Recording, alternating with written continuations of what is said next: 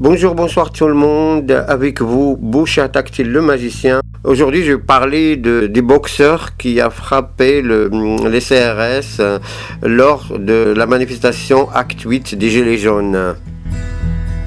Que risque Christophe? Il faut savoir que ce sont des peines maximales et qu'il n'y a pas de peine planchée.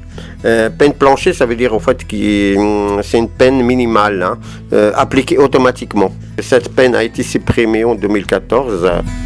Que dit le code pénal? Si on regarde le code pénal, article 222-13, 3 ans d'emprisonnement.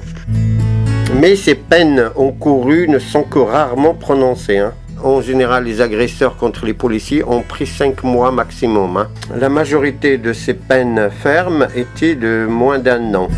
Et que dit la loi qui a été modifiée selon Sarkozy? Il dit la chose suivante: toutes les peines inférieures à 1 an, même en cas de récidive, doivent être aménagées, transformées. Et que veut dire peine transformée? Par exemple, le port d'un bracelet électronique ou des travaux d'intérêt général.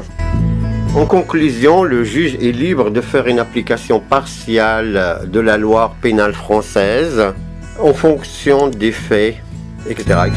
Exemple de faits et circonstances atténuantes. Par exemple, il va remarquer que le boxeur il se fait gazer en plein face. Une chose est certaine, que ce soit dans le tribunal, par les médias, dans les réseaux sociaux, etc., cette question sera discutée. Quand on pratique un sport de combat, est-ce qu'on a le choix ou pas de remplacer nos réflexes instinctifs par des réflexes sportifs?